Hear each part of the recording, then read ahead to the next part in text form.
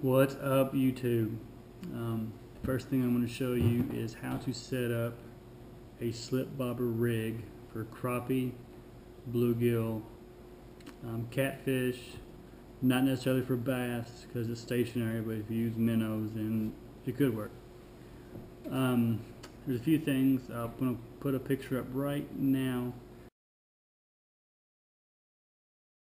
and you can see that there is a bead, some split shots, your hook, bobber, and then two separate knots at the end. They have the same purpose, so either one of those works. The one that's pink or red, that works the best. And that's what we're going to start with. They come in a little line, so you can barely see a little thing. It has like 4 or 5 holes in it. First thing you're going to do is put your line in one of the end holes.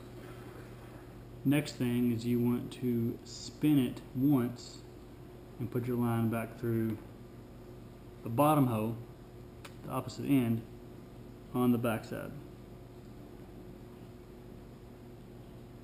So it makes a twist. You might not be able to see that, but you see how it's twisted. That keeps it from sliding up and down.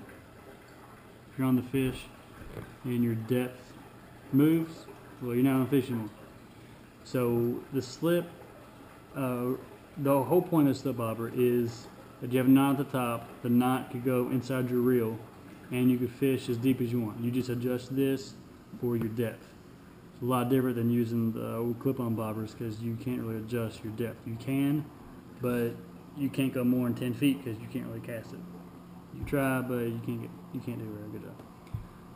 Put your knot on, slide it up some, put your bobber on.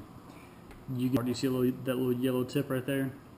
If you use these over and over and over, they get a little cut in them, and it'll keep from your sinkers taking your line down. So you could use these. They do pretty good. Just not for days on end if you're on a fishing trip. You want to change it once in a while.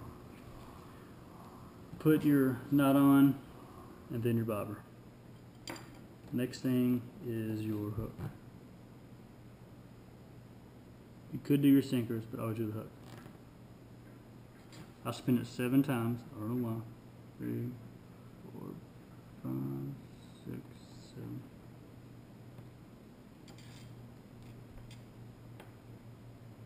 I think it's twisted. Always bring it out. Put it through that bottom hole. Put it in your mouth. And then pull it tight when it's real close. It gives you a little piece of string like this, little line.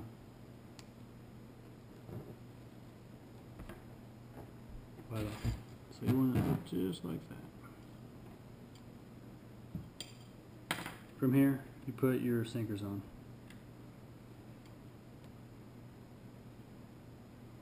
Five or 6 inches, that's all you need. Just barely bite them, and then you can adjust. They're not really going anywhere. You don't want them on too tight because if your sinkers get caught up in a stick or a snag or something, they won't slide, and then you'll probably break your line. Forgot to mention, one of the most important things of this whole rig is a wire hook. You want a wire hook because if you get snagged, you pull your line and it will straighten the hook out. You want to be fishing where you will get snagged because that's where the fish are, usually. Crappie or bluegill, they like structure, so fish where you will get snagged and use a wire hook. Let me show you the full rig and how it works. Let me stop this down some. Okay. You can see your knot right there and your hook at the bottom.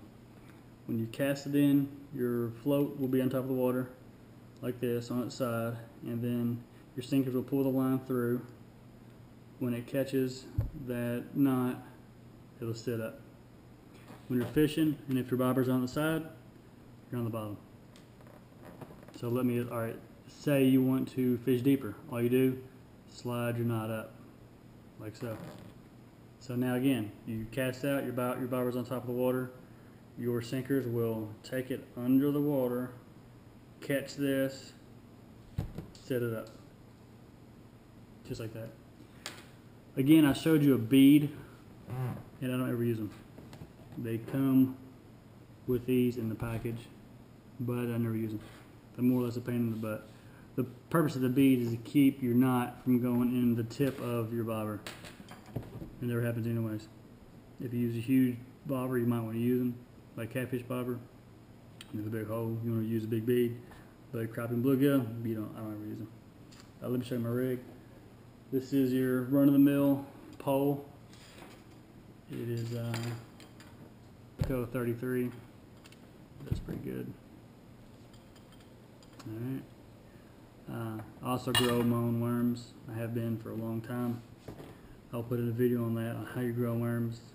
They're red worms, Georgia hoppers. Anytime I want to go fishing, I just go get worms, take my pole, and I'm gone. For free.